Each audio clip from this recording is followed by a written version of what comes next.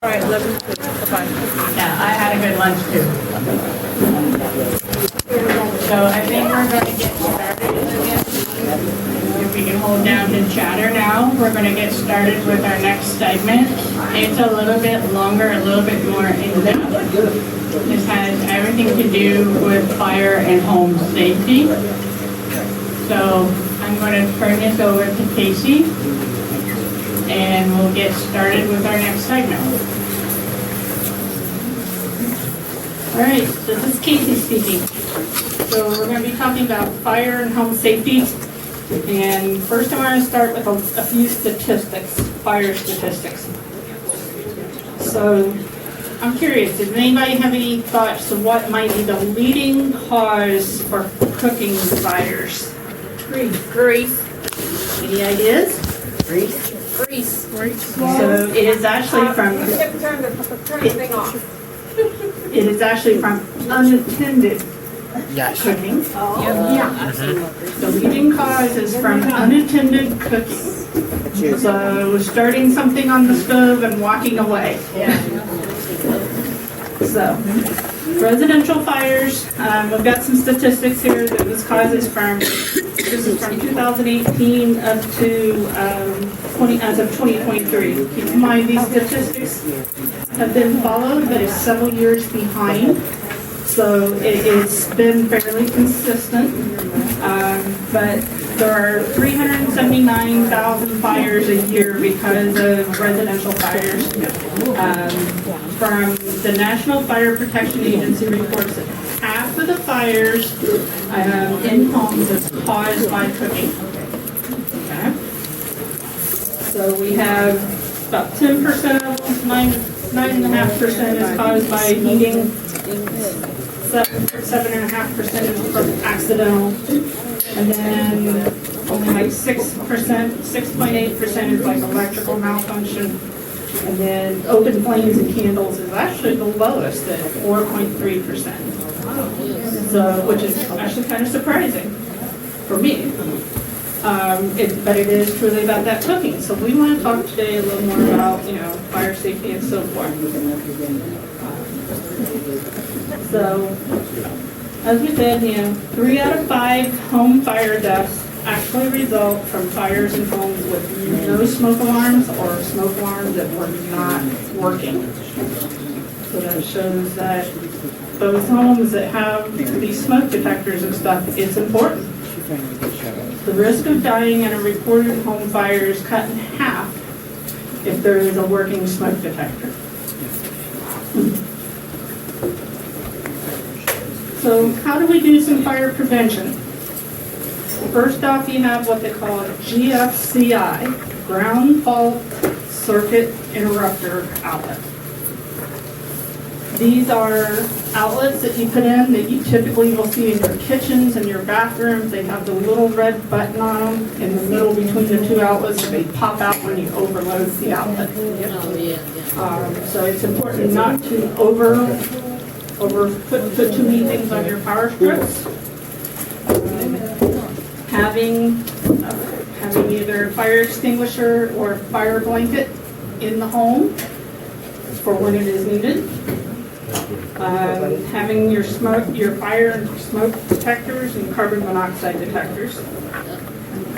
So it's really, really important, not only with the cooking piece, it's imperative that you do not leave your hair tools. Some of us like to use curling irons and hair straighteners and whatnot, heaters, and other flammable devices unattended. Those are starters of fire.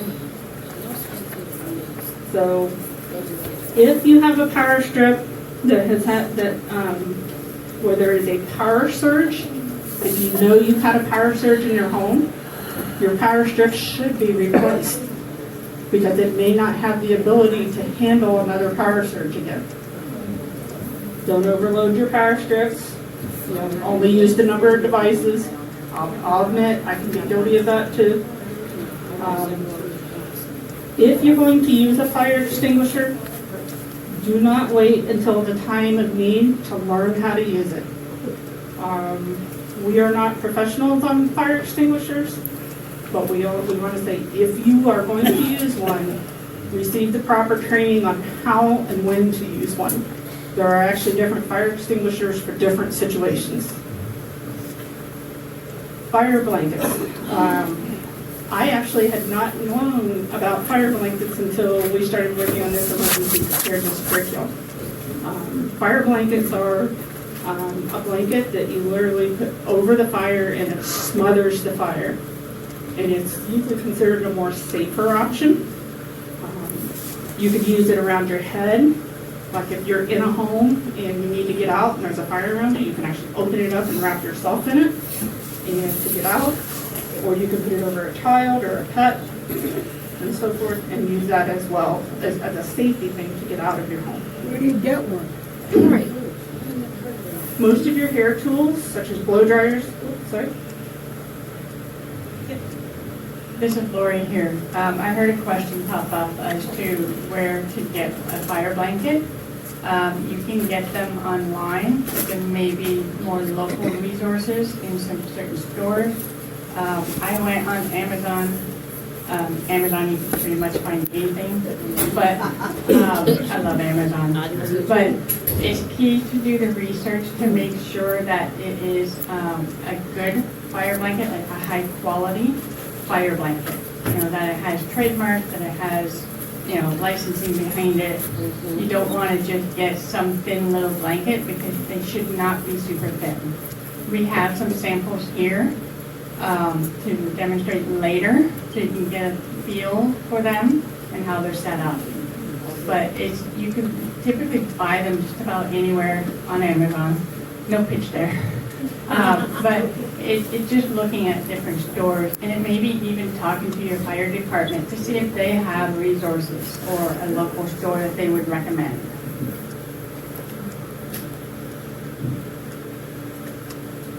All right, so yes, this is Casey again.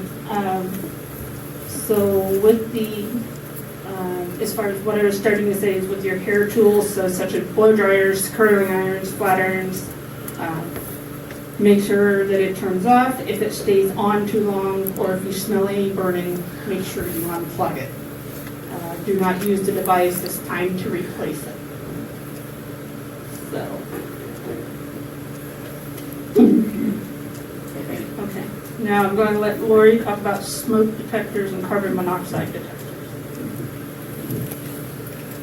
This is Lori speaking.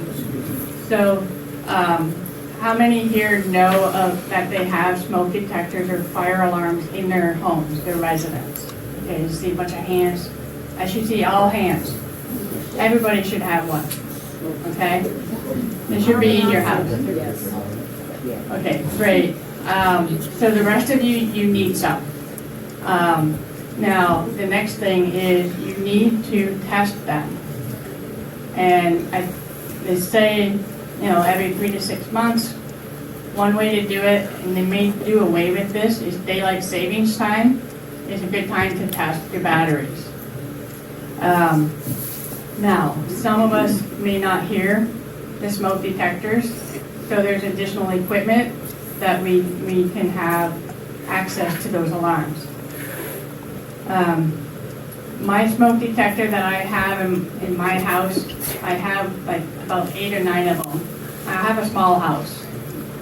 And when the battery does go low and that little chirp is telling me that it's dying, it takes me about a day to find it.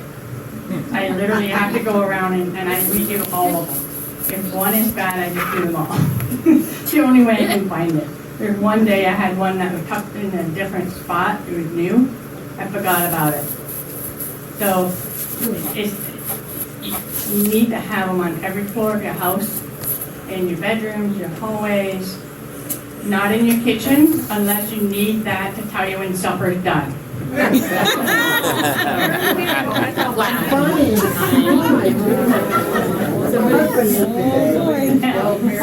Right. So I've done that many times. Like, oh, supper's done. So has anybody ever been alerted by one? Yeah, we got some hands up, okay, that's good, that's good. When I was a teenager, my parents wanted to test a fire alarm, a new one. They didn't tell me about this test coming up. So at 7 in the morning, imagine a teenager that does not want to get up. Oh, my God. My dad installed it outside my bedroom door. And in the morning, he set it off. And my mom was there as well. And I sat up in bed, like, what is this noise? My mom comes rushing in, she said, do you hear that? And I said, well, yes, what is it? It sounds like a chickadee, a bird. Because it came in my dream. And so now I know if I start dreaming of chickadees, the fire alarm's going off. So you have to know what it's going to sound like, what that alert's going to be.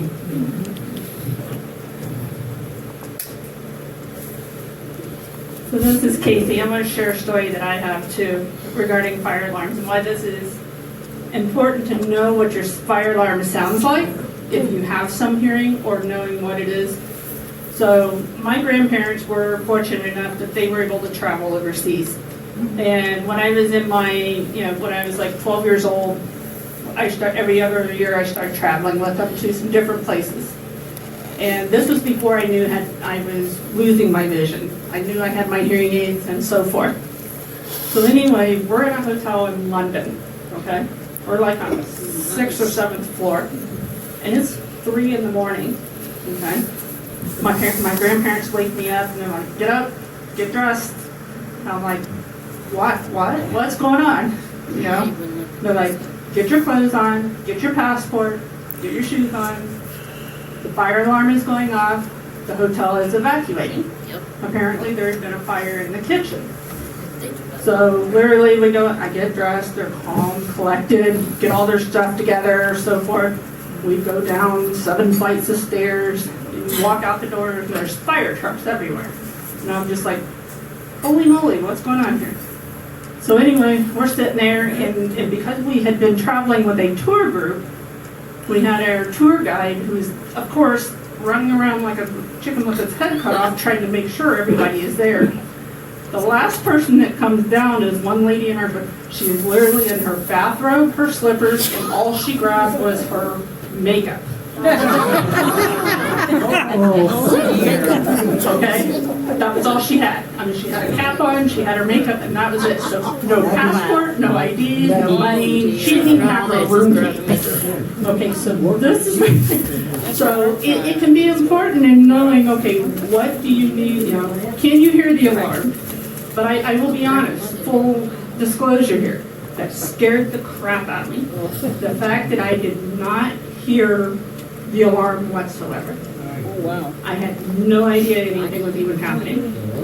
And from that point on, it was like, how do I make myself aware when something's happening, when my ears come off? I see a hand raised for a question. They're bringing a microphone to you. Oh, no. I have the same question. How do we know? This is Jeff Wilson. So I live in an apartment on my own. I believe I have 2 smoke alarms. I have one kind of in the dining room area, and I believe one in my bedroom. I don't know exactly where they are, so I guess the first thing I'm going to find out is exactly where they are. And then the question is, so I've had one go off in the middle of the night. I was making something and I fell asleep. I was making nuggets in the microwave, and I guess instead of putting them in for 3 minutes, I put them in for 33 minutes. So I kind of dozed off, and the smoke alarm went off, and it just kept going off and off and on. I didn't know exactly where it was, and it eventually stopped. My question is, do they need to be reset after they stop going off?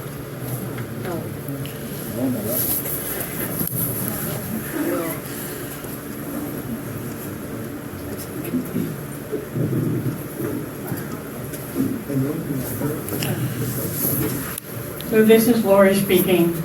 I wasn't quite sure what type of fire alarm you have. Is it like a building fire alarm, like built in to your apartment? Okay. My first answer to that is I'm not a technician for fire smoke detectors. I was going to say I'm not a fireman, but I'm not that either. But what I would do is talk to the building manager or somebody that you trust to find out what that type of smoke detector you have and how it's set up, to know what is that next step. Why did it stop going off? Was it because the smoke cleared? Does it need a new battery, or is it hardwired into your residence? So it's not an answer that's answering you, but that would be my next step. You're welcome. So this is Lori speaking.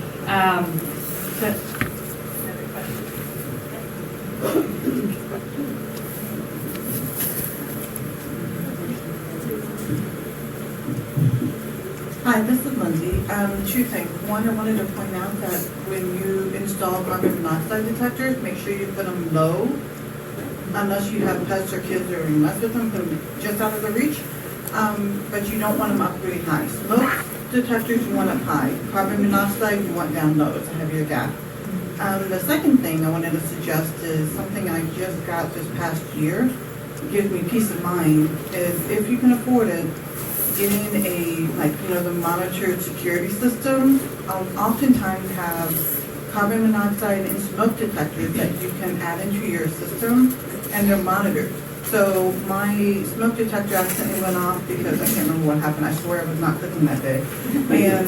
But it went off, and I mean, within 3 seconds, before I could even get my senses together, I had a person on the phone calling, hey, is there a fire? Are you okay? Do you need help?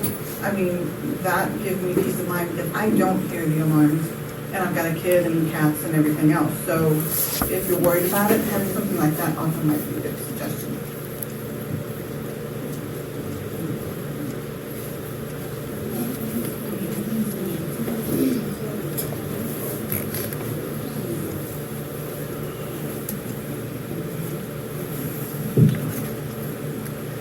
This is Jenny. I just have a suggestion based off of experience. My husband is always very particular about checking our smoke detectors whenever the time changes. And so he always did that very liberally. And so one time my daughter was cooking a cake, burnt it, or it went over into the oven, and smoke was everywhere in our house, and our smoke detector did not go off at all. And so what we learned from that experience is battery operated smoke detectors should be thrown away at about 7 to 10 years, even if you push the button and the test alert happens, because they can malfunction when they're old enough.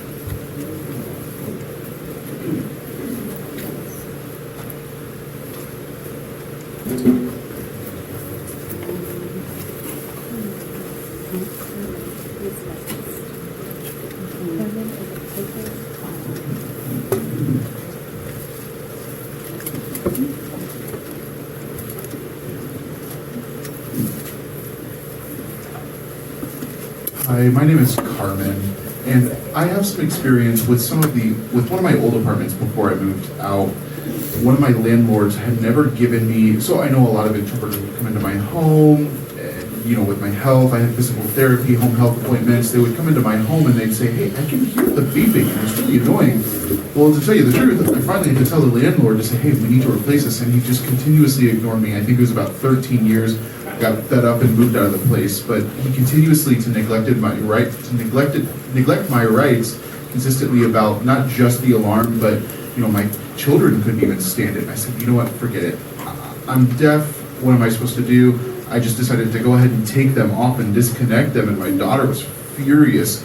and she also took them off, and I was like, hey, but this is a danger to have it near the kitchen, and I just think it's a sensitive subject, especially with my landlord never fixing it either. How do we, you have any advice for Missouri residents who might struggle with their rights in, having to go back and forth with a landlord?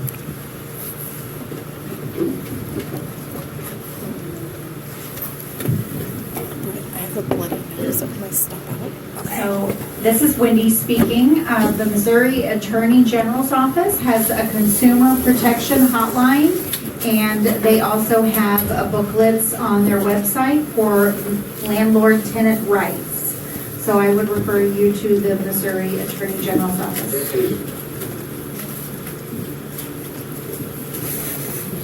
Thank you.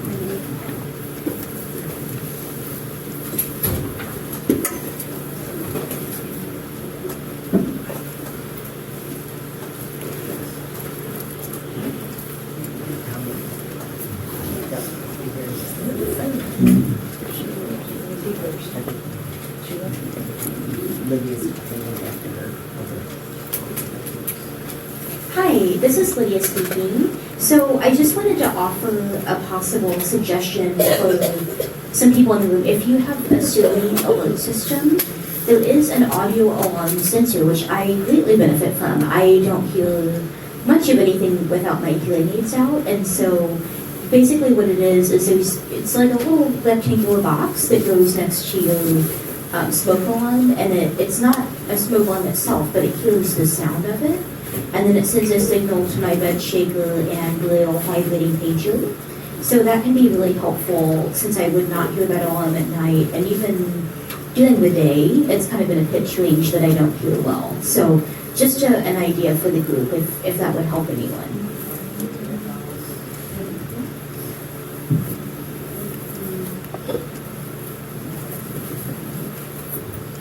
This is William. I'm curious, is there an advanced smoke detector with the capability with the Wi-Fi so they can alert to my iPhone?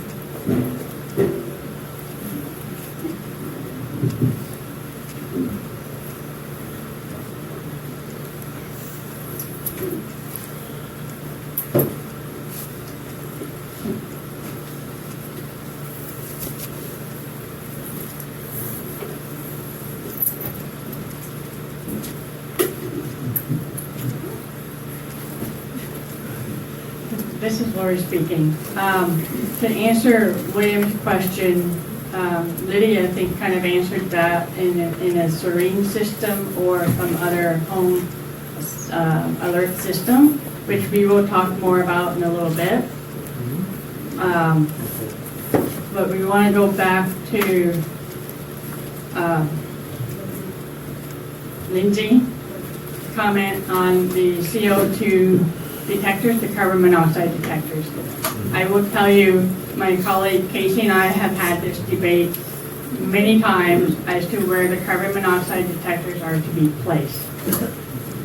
The best answer is read the directions on the ones that you get, because they differ. The ones that Casey has says to mount them up near the ceiling. The one that I have says near the floor. So it's reading those directions on how to install them is what's going to be the key piece to that as to where they're located. And the same as your smoke and fire detectors. Like I've said, you don't want them too close to your kitchen. You don't want them too close to your bathroom if you're a type of person that takes super hot showers, because it will set them off. My dad does that in hotels. So again, it's knowing what device you're getting. Some of the resources for getting these equipment can be local fire departments or local first responders. And then it's getting the equipment connected to those so that they're connected to a system that you can be alerted. William mentioned like an iPhone. iPhone just did an update that apparently if it hears like a fire alarm, it will alert you on your phone. And when I go to sleep at night, I wear different headphones for music. And I have my phone set up that if a smoke detector goes off, it alerts my phone, and my phone then has an alarm that will come through my headphones. And I have a really loud sound for it. So there's a lot of different types.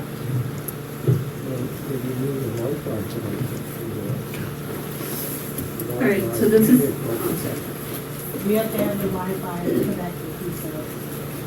for the issue with as far as the phone and so forth, you do have to have Wi-Fi for the iPhone to be able to alert you. That is where, if you are in a location that you do not have Wi-Fi, that could fail.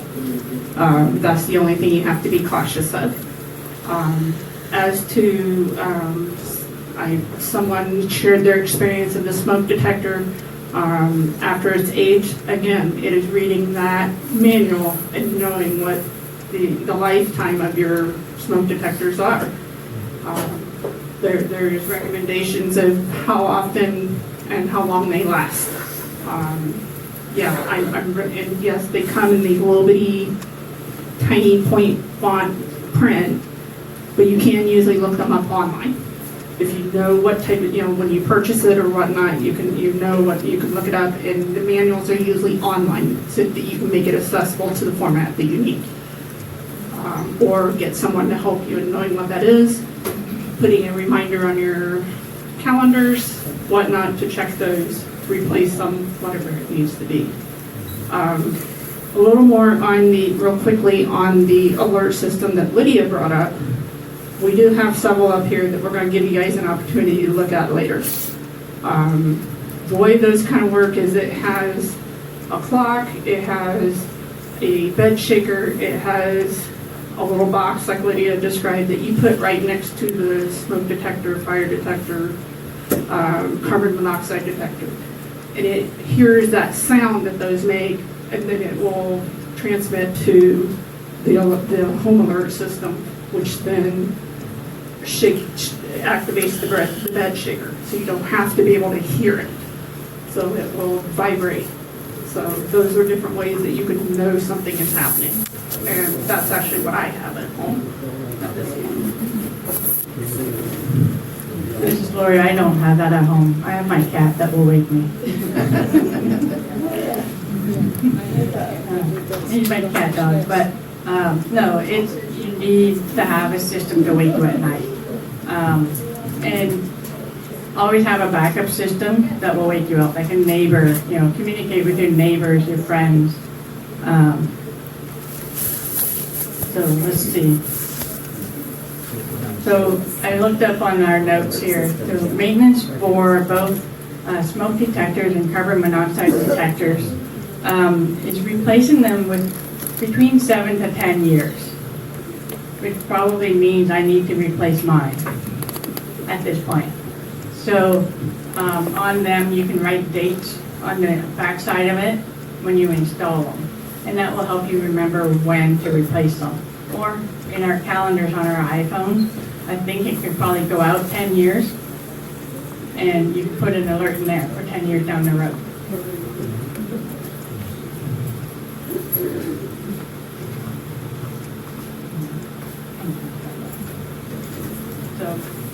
So this, Lori, so I talked a little bit about where placing the smoke detectors.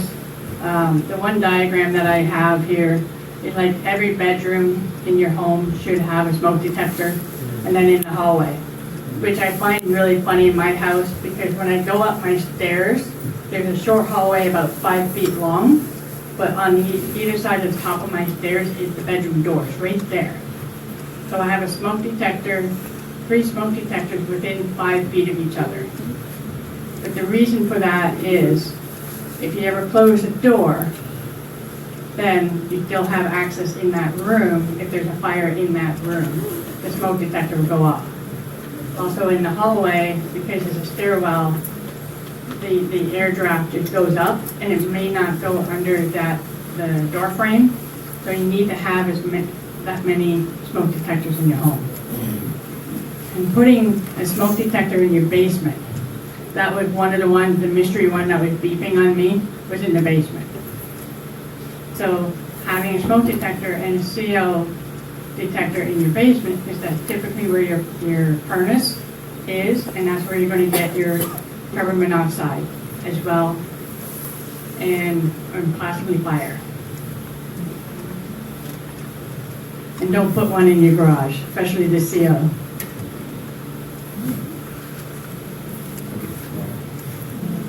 So it is a minimum of one smoke detector and one CO detector every floor is your minimum.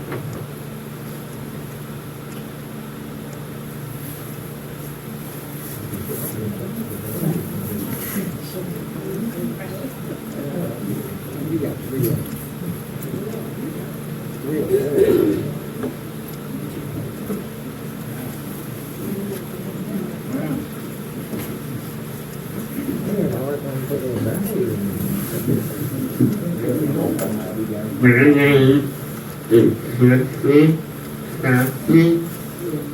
The alley right now, is there a car outside in a smoke detector that will turn right in?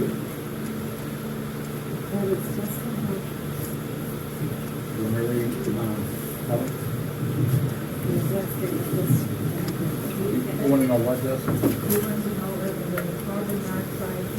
The ones that you have in your place, the smoke. It has carbon, and the smoke detectors Justin has are carbon monoxide protector and a smoke detector all in one.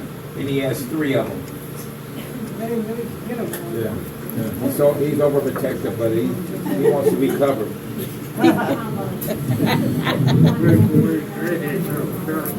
No, they don't talk, but they Hi, this is Kathy Manikamp. I was curious as to where do we install the smoke detectors?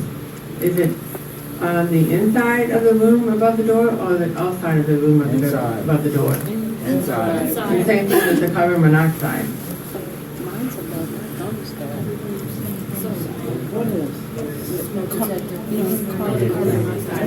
Carbon monoxide. This is Jeff Wilson again. I'm really realizing I need to get myself educated on the smoke detector and the carbon monoxide detectors we have in my apartment. I don't even know if my carbon monoxide is supposed to be, if it's doing the work it's supposed to do. The ones we have talk. Really?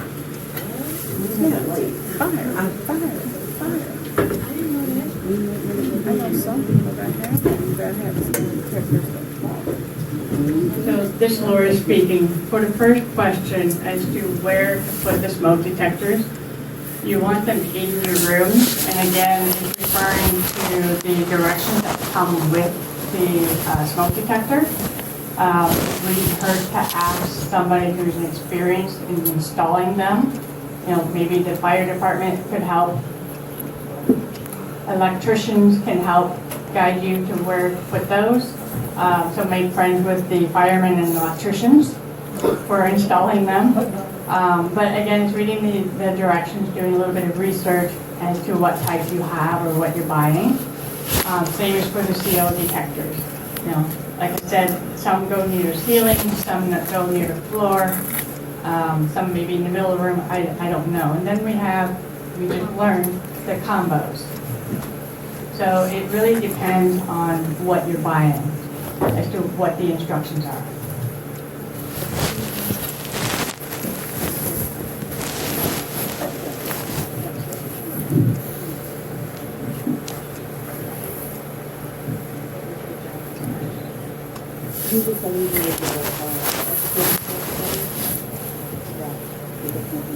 And with the carbon monoxide heat,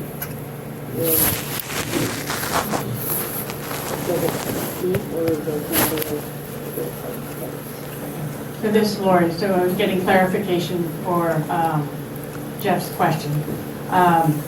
The carbon monoxide detectors are just like the smoke detectors. They do beep.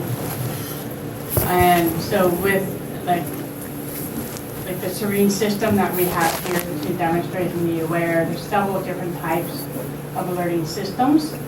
They have components that could be placed next to them to alert you through a tactile alert system. You have a hand up?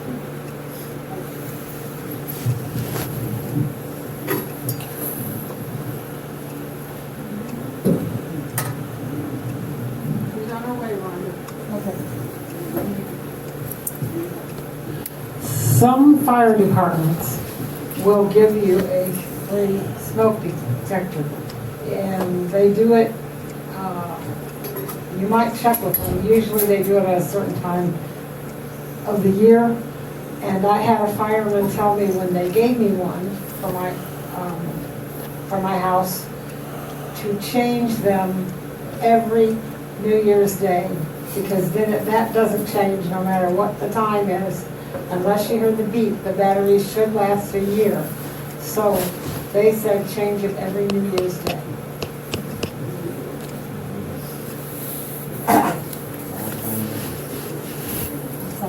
It's a long time. Is that 7 years battery?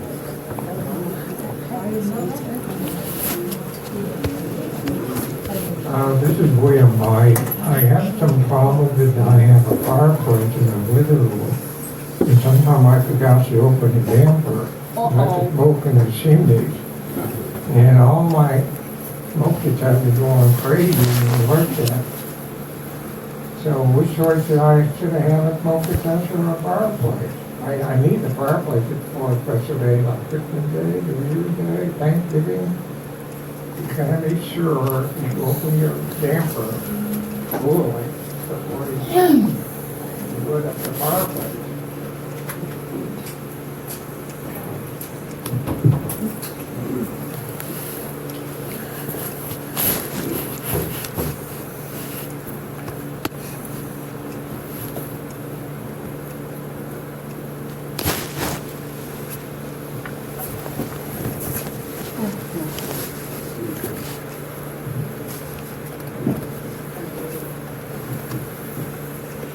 All right, this is Casey. We're going to talk now a little bit about technology, deaf, blind, accessible technology. We've been mentioning these home alert systems. Lori and I, with working with HKNC, the system we have used at HKNC in the past has been the Serene alert system. We do have an example of one up here. It's a fire alarm sensor, a smoke and carbon monoxide detector. There's a model CAAX, there's different model names. There are optional transmitters. Basically, you have a base unit that is kind of like a clock, or it has this base unit, and other pieces can be attached to it. The beauty of the Serene system and several of these other systems that work in a very similar manner. You'll have to see what works for you. But the beauty of them is that most of these are operated by Bluetooth, so you can move them. So like if you live in an apartment, you can move it from one apartment to another, or you could use a system at work. It's not like it's tied to hardwired in. As we'll see, there are some that are hardwired, some are, Bluetooth. So I just mentioned the hardwire and the wireless. So like I said, there's a system that's out there called Medallion. There's also the Serene. Lori brought up the HomeAware. Each of these, like I said, each of these little extra pieces are transmitters. And what they do is they take in the information and they transmit to the base system, and it will then alert you. Now, how it alerts you can vary by system. So the Medallion system, which is kind of similar to the Serene, it alerts you to, they also alert you to phone calls, doorbells, weather alerts, fire, I can't talk now, smoke, and a lot more. I know with the Serene system, it also has one of the transmitters is for just like loud sounds. There's one for like a baby doorbell. those types of things.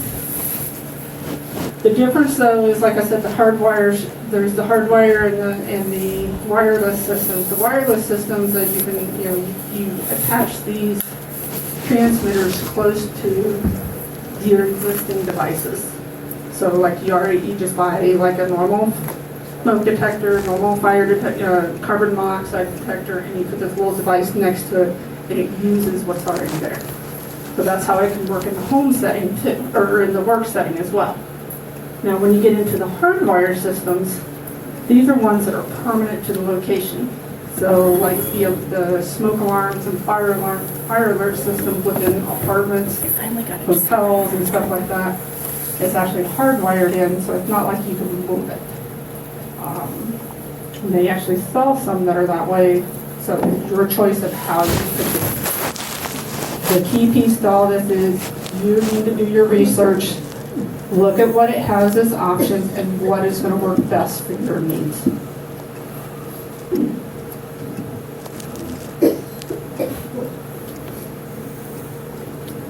All right, I'm going to turn this back over to Lori to talk about emergencies in the home. This is Lori speaking. I would have figured the fire was an emergency in the home. But we're going to continue a little bit on the fires in the home. Like we talked about earlier, the cooking fires, the peak times. Can anybody guess when those might be? So holidays, Christmas, Thanksgiving. That's when the family's getting together. We're cooking a big batch of food. That's when you're going to have more fires because you have too many people in the kitchen, right? So then you're not paying attention to what's going on. So some stats. Again, this is 2018 stats. 172,900 home fires due to cooking in that year. And it's 555 deaths related to cooking fires. That's a lot. And then if you want some dollars behind this, it's over $1 billion of property damage per year from cooking fires. Kitchen fires are expensive. So this is why we need to be watchful in our kitchen and what we're doing and what we're cooking. When I'm cooking, I love to cook. I always set a timer on my watch because I can't leave my watch anywhere. It's connected to me, and I put a timer on there so I don't forget that I have something cooking. Because I get busy doing something else. Another stat here is more than 1/4 of the people killed by cooking fires were sleeping at the time. So again, it's having that, being aware, stay in your kitchen while you're cooking.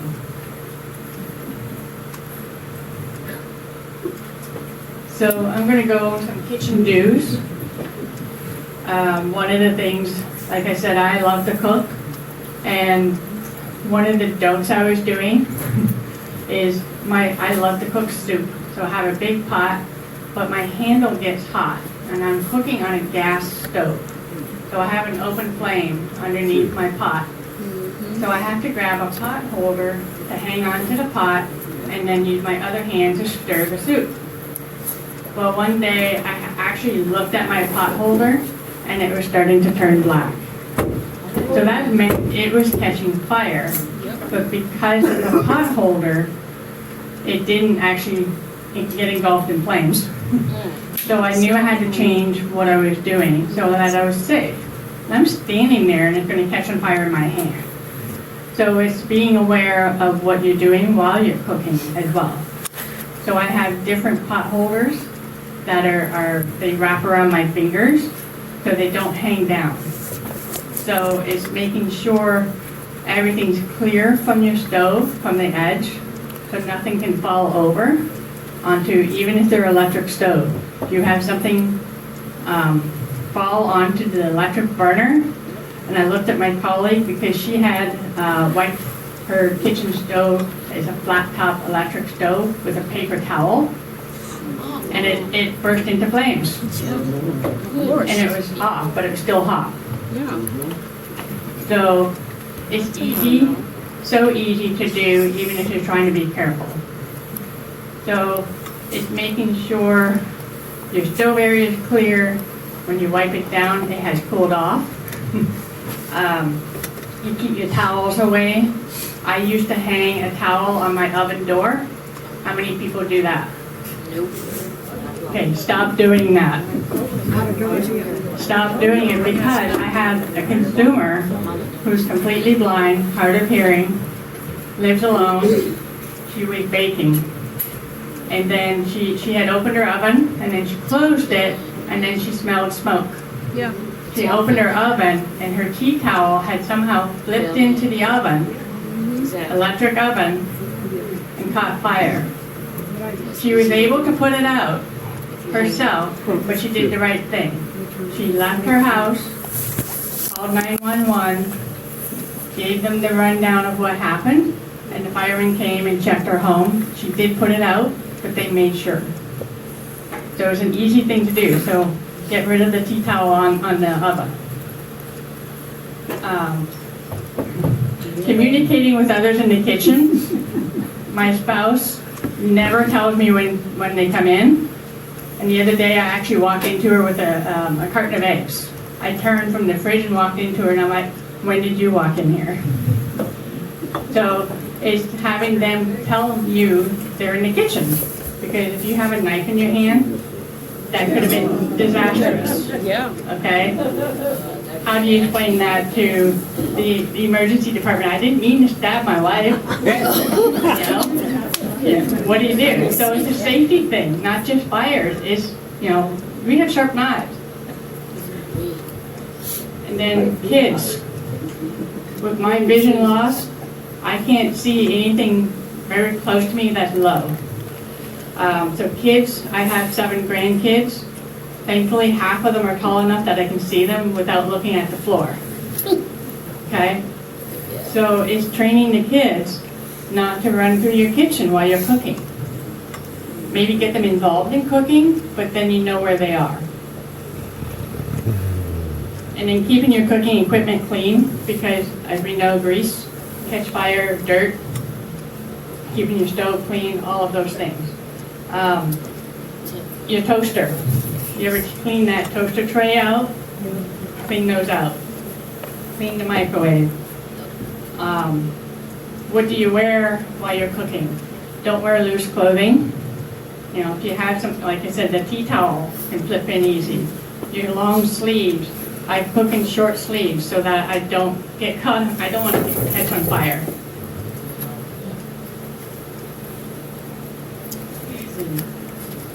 Checking my list. I don't cook at all, that's all. Mary said, I don't cook at all. I believe it too. So Oh, going out to eat.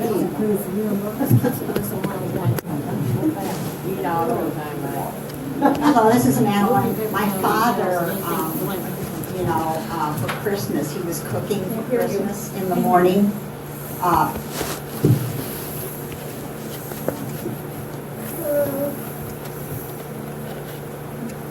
Okay, start again. My name is Madison, and my father was cooking on Christmas and Thanksgiving, and he was cooking in the morning and then all day, and then he stopped cooking. So he had it going all day long.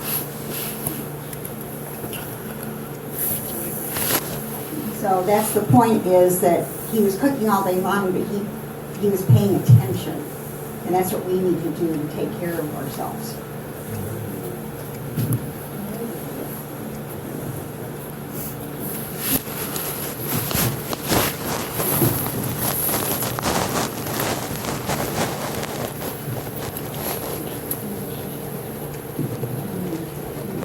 Hi, this is Kathy Mendenham. I know I have a lot of stories today. I wanted to point out, I just wanted to let people know, whenever you are broiling, we sometimes will broil pork chop, which is pretty fatty and greasy. And I was feeding my family, we had pork steak, pulled them all out, put the pork steak, on the plate, and then I put that greasy pan back in the oven because I didn't want it sitting out. I don't know why. I was just trying to keep it out of the way so I had room on the stove. Well, what happened is that grease in the oven was still hot enough that it caught fire. And it just smoked up the whole house and burned up the oven, even though the oven was off. It was still hot and the grease was hot. So it wasn't the grease on the stove top, it was the grease in the oven. And my husband saw it. My son's like, Mom, there's smoke coming out. My husband got up and he threw a dish towel on it and then took it outside. I didn't even think about how to put it out, but I wanted to share that if that ever happened. Oh my So put the greasy thing back in, and if it does, put the dish towel on top to get it out. No. I would not do that. I was gonna say, this is Marcia Martin. I take my knobs off of my gas stove so that my husband can't turn them on. Oh, that's like it's me. No, he doesn't cook. That's awful. He doesn't cook. He doesn't cook. Okay, this is a couple of things. My mom used to be queen of melting the marshmallows and the sweet potatoes. And she caught the marshmallows on fire 2 years in a row.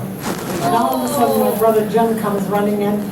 She did it again! And he took the pan and put it out the snowbank to stop the marshmallows from melting and save the sweet potatoes twice for Christmas. But anyway, the thing I wanted to say is, if you have long hair, be sure that, and this only pertains to women, not that men have long hair. But anyway, put your hair up, either on top of your head or in a hairnet or in a ponytail. Well, maybe not the ponytail, because my sister was baking cookies and she flipped around to answer the phone.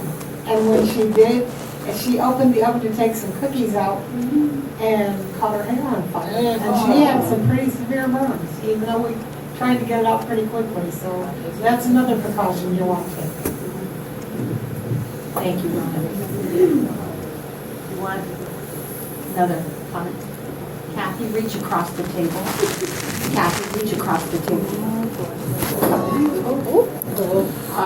Just one more thing I wanted to mention. I have an electric stove, and sometimes I will store my cut up onions in a plastic bag, or my sausage in a plastic bag.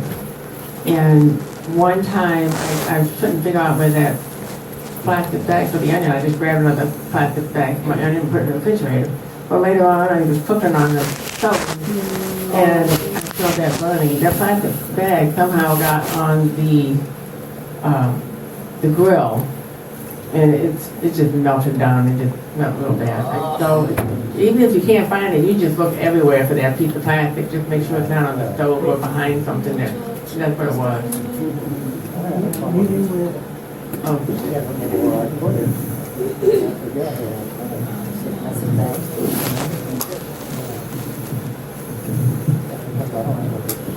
So this is Casey speaking. So you're talking about electric stove. She referred to my paper towel thing earlier.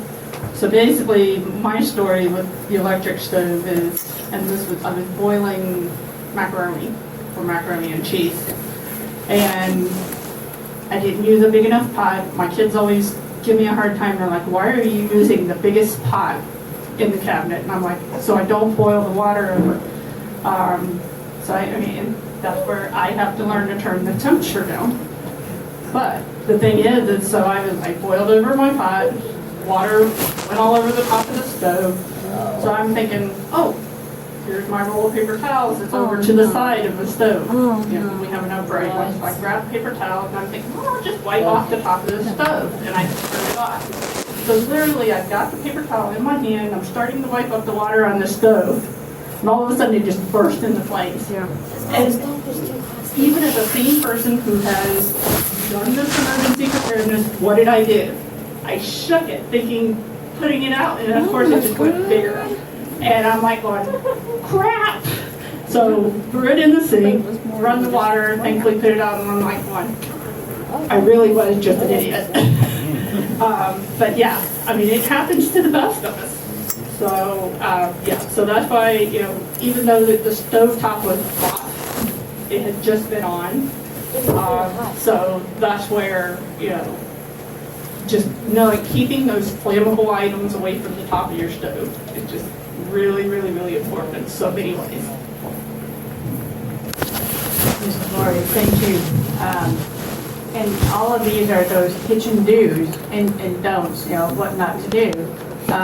The other trick that we do is the pot handle, the long ones.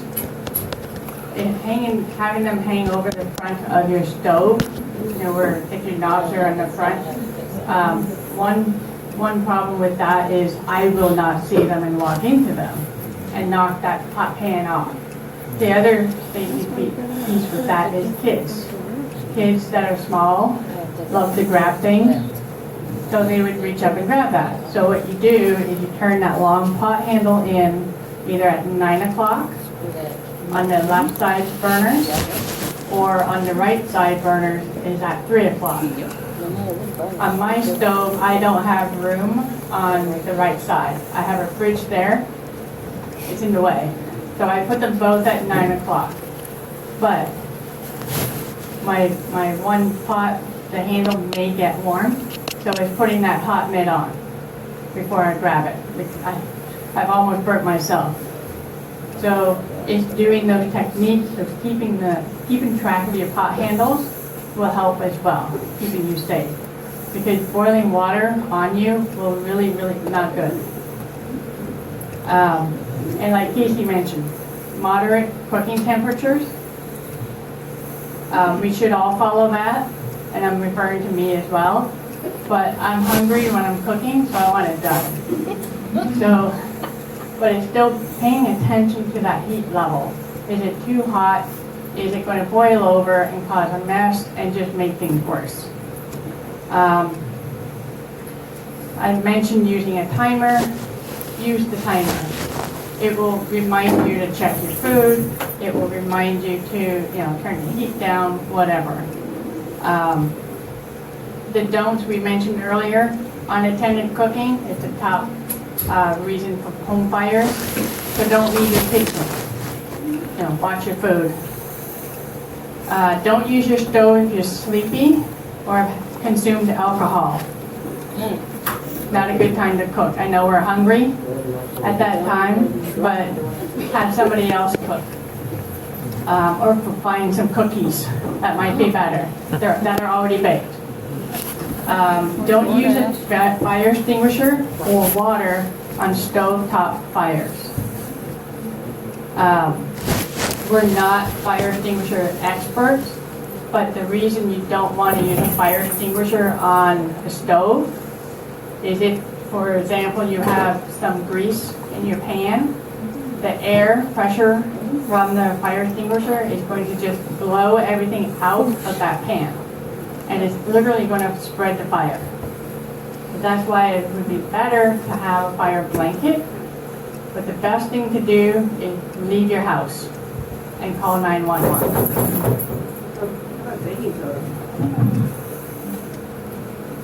Because the last thing we want to do is rip in yourself. So, that's the question.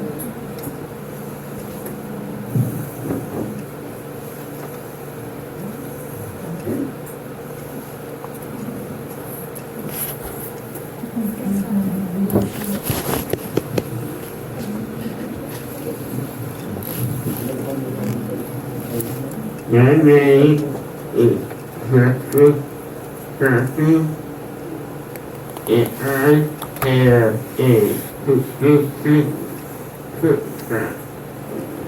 And that is the doesn't get hot on the outside, and on this part in the inside. So I recommend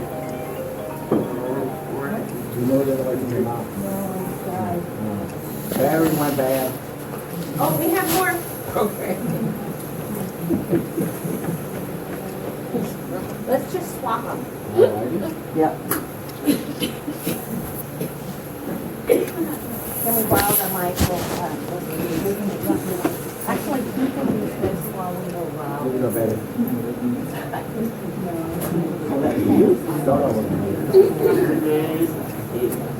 Is it on? It's not on. I'm gonna run to the grocery. Okay, I just wanna let you know I'll be right back. Yeah, just let you know. You don't hear on the other side of me? It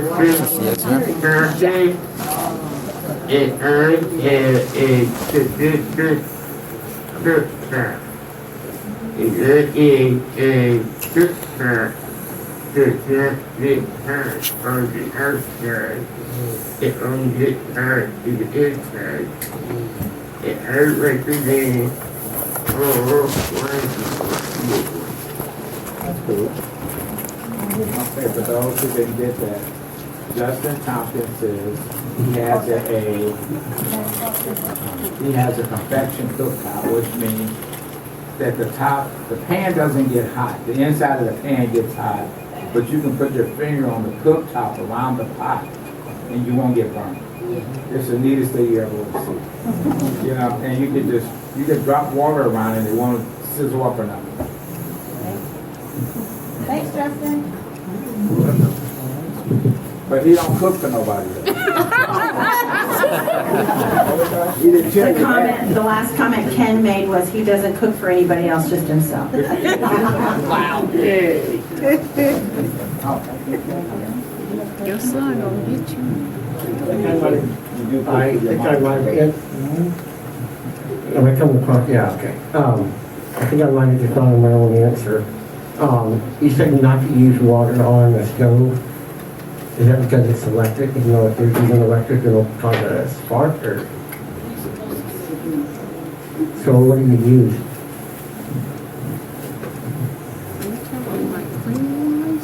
The fire blanket.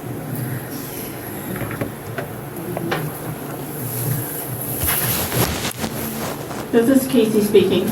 So the reason you do not use water on a stovetop fire is the grand majority of the time, it's a grease fire. And water and grease water does not put out grease fires. Okay? So that is why you do not use water on a stovetop fire. The other reason, as far as the reason you do not use a fire extinguisher on a stovetop fire, is the power of the foam stuff coming out of the fire extinguisher will literally boil it right out of the pan and spread the fire throughout your kitchen. So you're not putting it out, you're just blowing it out of the pan and spreading the fire even bigger. So that's where the fire blankets that we have is actually a better option, because you can literally lay the fire blanket down over the top of the pan, or over, like someone said their husband put a towel on top of it. Basically, you're smothering that fire so that it doesn't get the oxygen that it needs to get bigger. I do baking soda and I do flour sometimes.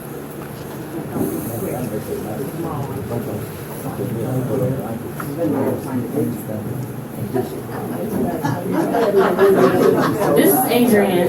For those of y'all who use the pots and pans, now I know everybody probably don't know about these, but just for future reference, there are pots and pans that have rubber handles. I mean, you still gotta be careful and everything, but you can buy pots and pans that have the rubber handles to where they don't get hot. That's what I have. I don't buy nothing but those, because not all the time am I gonna sit there and wear an oven mitt while I'm cooking, and I got 2 kids, so I cook a lot while the stuff is on the stove. So there are pots and pans. You can get actual pots and pans where the lids even have the handles.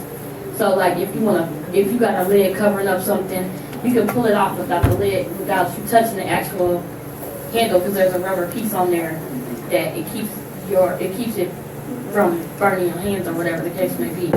And that grease fire and stuff, yeah, that's the truest statement, because an incident happened with my mama with that, and her whole left hand got burned up. I think it was like in '07, and it was a mess.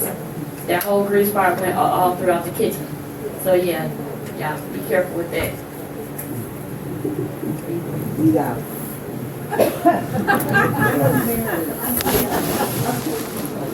Go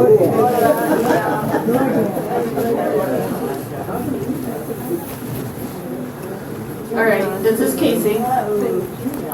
Did I see there's another question? Okay. Somebody take this.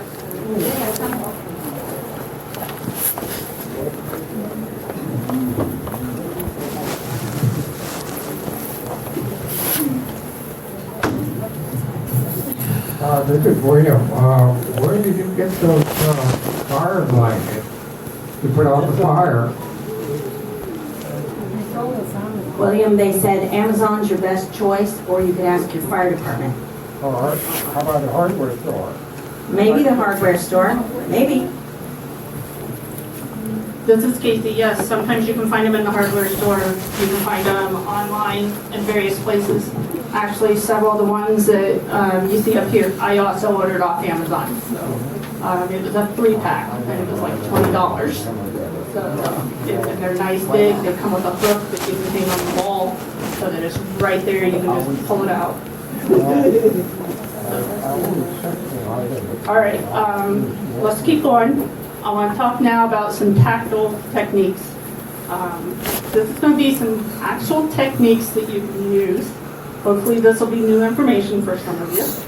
I'm going to talk about, personal safety, using oven mitts and gloves, your timer, your pots and pans, how you place your stove, place them on the stove, which Lori talked a little bit about, how to know when the burner is on and off, how to get pans in and out of the oven, and of course our favorite emergency signal of the X on the back.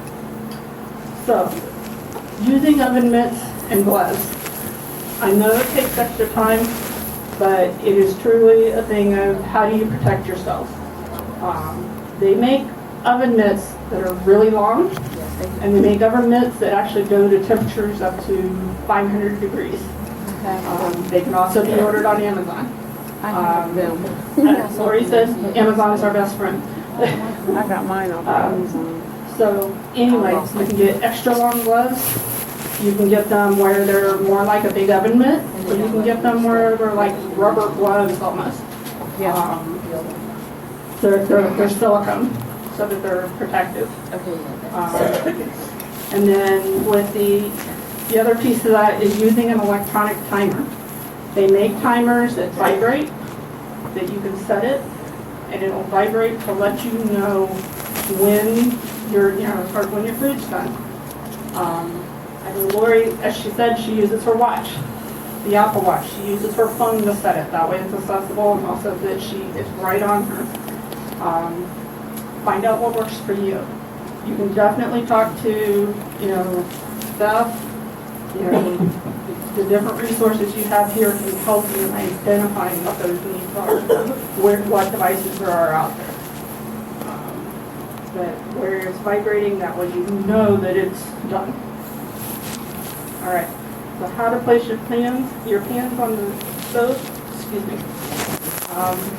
Lori mentioned that she puts her handles at, 9 and 3 o'clock. So before you even turn the stove on, you take a hold of your hand, get them in the position of 9 and 3 o'clock. You place them on, you place your pot on the pan, run your hand down the sides of the pot and feel the position. And then once you know it's there, then you can turn the oven on so that you've placed it safely. Okay? Something that can be done, like for example, I have that flat top stove. I've not had to do it yet, but you can get, if there is a burner that you use on a regular basis, there could be a silicone mat, like a baking mat type thing. They make silicone mats that have holes cut off to help you identify where to place your pot on the top of the stove. So that's something that can be because it's not going to burn, but it needs to be big, and it's not going to slide because it's silicone. So that is something that can be done as a tactile feature to lay on top of the stove. You can also use bump ducts, place them around the burners on the stove, so that as long as it's outside the heat area, and those are also made of silicone as well, and place them around the burners as well to identify where your burners are on the stove.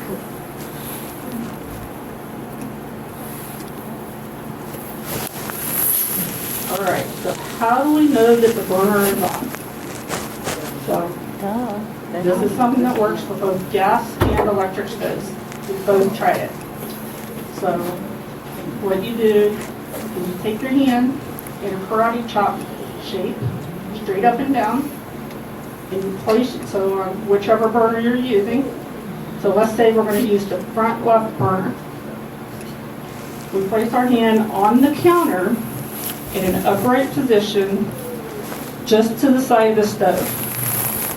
And then you turn your burner on. You will feel the heat from the burner. That can also be done with your hand on the front of the stove. Place your hand backwards, the back of your hand against the front of the stove. And then turn your burner on. And you will feel the heat from the burner. So that is how you can know that the burner is on. And like I said, both Lori and I tried it. It works with gas, it works with electric. And then, so if you're doing the right front, you put your hand on the right hand side. Or you can do it to the front, as far as on the front of the oven. So that's how you can identify if your burners are on. Getting hands in and out of an oven. So wear those lovely long gloves. Another thing you can do is they make what they call oven push-pull sticks or oven sticks. They're basically a longer wooden stick that can be 10 to 13 inches long, and they have a hook on the end and like a U shape on the very end. They have like a U shape type thing, and then in from that a little bit is a hook on it. And what I mean by hook, it's a cutout on it. So basically what you do is you use the stick to hook the edge of your rack in your oven and pull the rack forward. That way it is out where you can see it, and when you're wearing your oven mitts, you can lay your pots and pans on the rack safely and put them in and out. And then you can use the end of the oven stick to push it back in. So that's how you can get them in and out safely. I do believe that my understanding is in the kitchen they actually have some of these. If anybody would like to see some of these items for the kitchen type stuff, you could actually go in and try it out in there. And we'll have some time a little later to do that. So then, yeah. Now I'm going to turn this over to Lori to talk more about some home safety, just on some different pieces of that. This is Lori speaking. So additional home safety outside of the kitchen. Interior doors. These are hazards, by the way. Interior doors, furniture, stairways, trip hazards, and bad lighting. Right? For those of us who use some of our vision, these are all like trip hazards or just bruise hazards. Walking into interior doors is not a fun thing to do. So with that, you want to make sure that, I always make sure my door is either all the way closed tight or all the way open. It sounds like a simple thing or a silly thing, but if it's in my peripheral vision, I don't have any, I will walk into it, or the door handle, and it can really hurt and cause some damage. Furniture. Has anyone tripped over their furniture because somebody moved something? Yes. Yep. Yes, I'm hearing yeses all over. So, yeah. It means a lot. 3 inches is a lot of movement. I wound up on the floor once And my wife asked me from another room what happened. I said, you moved this stool 6 inches or 3 inches. So she doesn't move it anymore. And you know, a 5'8" person falling, I guess is scary for some people. But it's also having a good, safe route out of your house so that if there is an emergency, you need to be able to run out of your house without running into that couch or that chair. So you want to keep pathways clear. Stairways. I have a cat that likes to lay on that top step for when I'm stepping down to go down. He is orange, which is almost the same color as my carpet. So even if I look down, I may or may not see him, but I've since learned he likes to do that, so I'll step on him to train him not to do that, but I'm hanging on to the wall. But the point of that is having your stairs clear, putting clothes or stuff to take up and down the stairs. Just keep it clear. Don't leave it there, because it may build up. Then you can't get down your stairs easy. Let's see, what else? Oh, I don't have a dishwasher in my house, so I don't have this problem. But the dishwasher door or the oven door. I walked into an oven door and it was hot, and I had shorts on. It didn't leave a severe burn because I was fast moving off of that oven door. But those things are hazards, so you need to be aware if they're open or closed. Again, they're doors. Keep them closed or know that they're open. Communicating with whoever's in your home. For myself, having good lighting is important. I know some people probably would not survive in my house because my lights are daylights. They're bright whites. Warm or cool lights, I can't see well, and I just can't do them. So there's several different types of light bulbs out there, so it's finding what works for you. Most of us probably go out to restaurants. If you go to those fine dining places, so if the light is really, really low, it makes it really hard to see. So having that in your house, why? If you can't see, you need to know what you want to have in your home. So this is Casey. Last night, we arrived and we thought, hey, we're in St. Louis, we're gonna go to a barbecue place. That's what you do when you come to St. Louis, I guess. Yes. So anyway, we go to a barbecue place, it's very loud, very noisy, very low lighting. And all of us are sitting there with our phones, with the flashlights. We're going, okay, can I read this? And so yes, lighting is important. Same thing in your home. My husband has made it his mission to, as far as how he can improve the lighting in my house.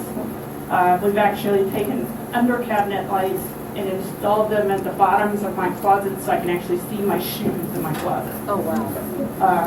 And over the top of the closet door so I can see my clothes. So there are lots of things you can do to improve lighting. In my kitchen, we actually were very fortunate. We were getting ready to remodel our kitchen. And in doing that remodel, we had done a lighting assessment for me. It was right after I was first diagnosed. I actually have 2 of these 4-bulb fluorescent light fixtures in my kitchen because it's there's no way I can see without. So that's, it was just something we were able to do, that just know different types of light can do different things for you. A lot of people with RP tend to do better with daylight.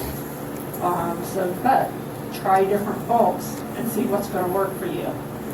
So that is an important thing to look at as well. And this is Lori. We talked a little bit about, we talked in depth about home utility shut off. So again, knowing where those switches are to turn off your gas, your water, your electric, all of those things. And learn how to operate those. And the other key thing to monitor in your home is water leaks. Water is such a dangerous, or I don't know, damaging item. It's interesting that we require it for life, but it can also damage our home quickly. So it's making sure there's no leaks in your home, because it just makes everything worse the longer it leaks. So checking for leaks and make sure everything's good, it's in good working order, whatnot.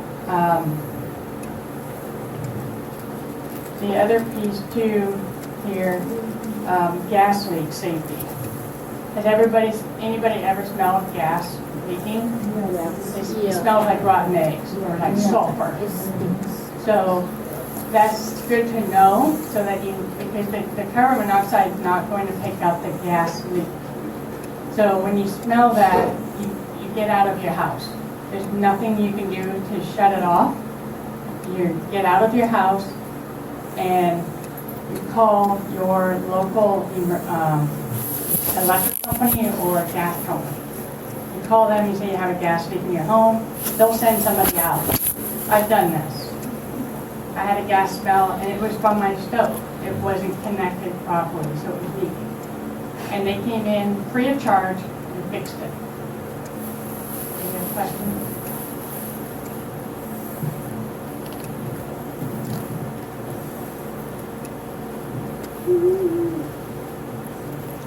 This is Madison. And, in restaurants, yes, especially the fancier they are, the less lighting they have. And so I always choose a restaurant that has good lighting. I don't go back to restaurants if they have dim lighting.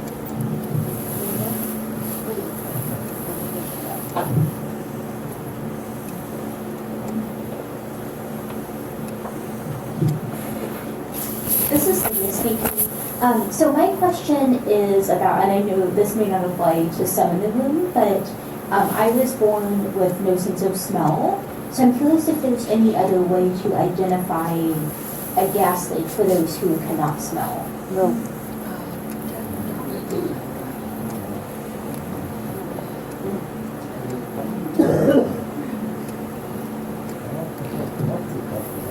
This is Casey. I'm going to say I honestly do not have an answer for that, but let me do some research and we'll definitely get back to you on that. So, okay? And if anyone else is interested, we can share that. You can email it out to everyone.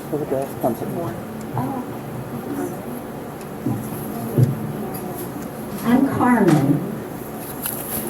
I think I remember, I'm deaf, I have Usher syndrome also. I've lost my sense of smell.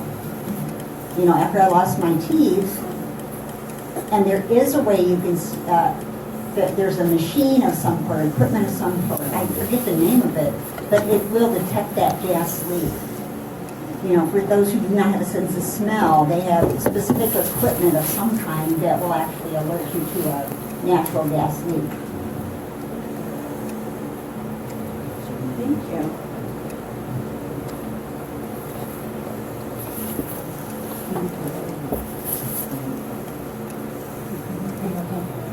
Hi, this is Kim. We talked about when to change the smoke detectors, how long, you should keep them. But what about carbon monoxide detectors?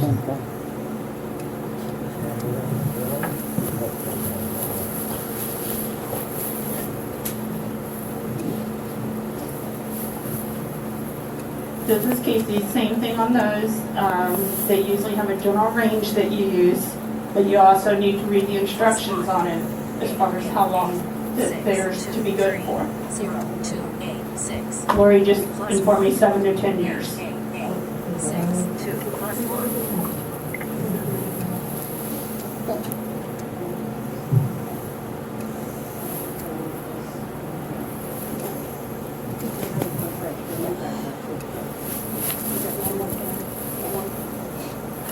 All right, this is Casey. We're almost done with this section. So, going to talk now about emergency and evacuation plans.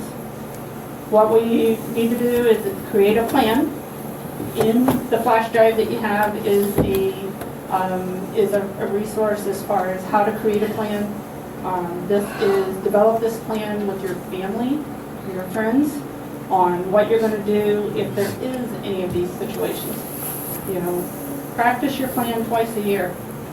Practice it once in the daytime, practice it at night, because I, as a person with Usher syndrome, cannot see at night. In the daytime, I can get around fairly decently. So know what things look like during the day look very different at night. So be sure that you practice your plan. Creating your plan of who's going to go where. Practice your plan with your family, and if you have overnight guests that are going to be there for more than just a night. You know, it can be check with them, make sure, hey, this is what we do.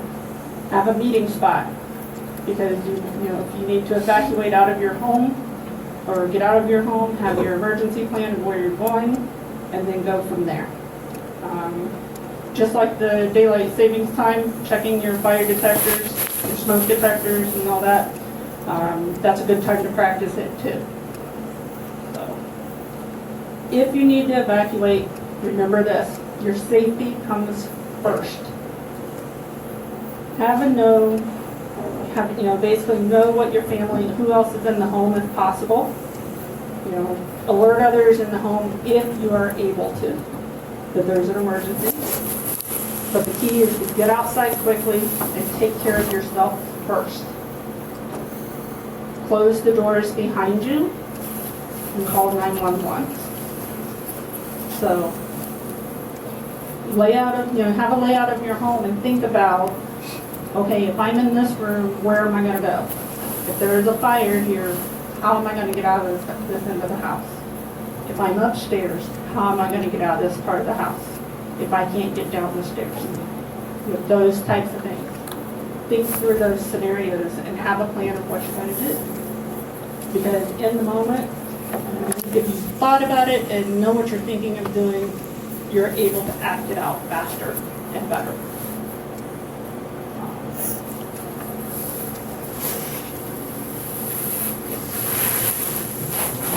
This is Lori speaking. I don't know if many of you remember fire drills in school. Oh, yes. Yep. That's what we're doing here. Okay?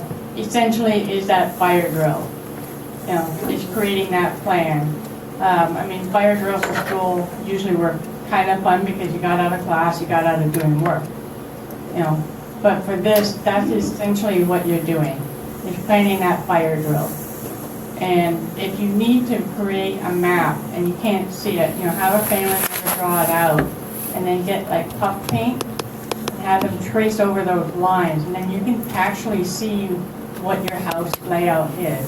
And it may help you remember where everything is. And you can go room by room and see where everything is. Because I don't know about you, you probably don't go into other rooms in your house. Maybe, Casey has kids. I don't think you're in their room very often.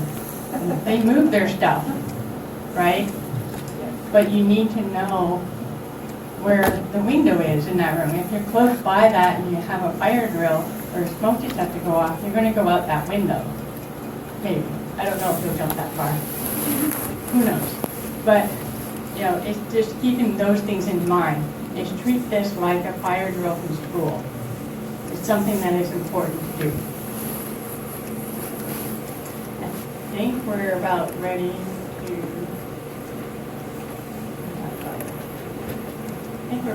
to take a break after, again, contacting your local first responders with that letter. Is that what that? Yeah. So, any additional questions?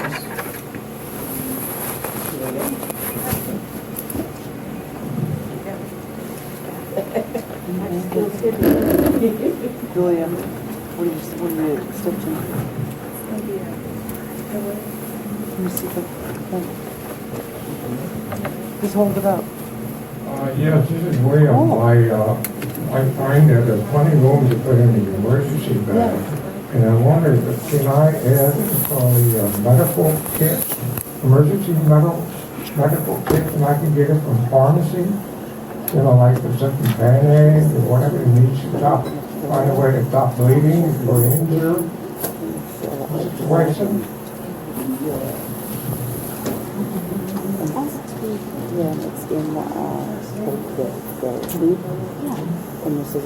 This is Laura speaking. Definitely put in a medical kit, you know, a first aid kit. I have one in my work backpack, and I have one in my emergency bag. I know Casey carries a first aid kit in her work bag as well. Yes, definitely carrying first aid kit, you know, whatever you think is needed for that. So I think that we're all ready for a little break, and we'll come back. 45. Come back to 45.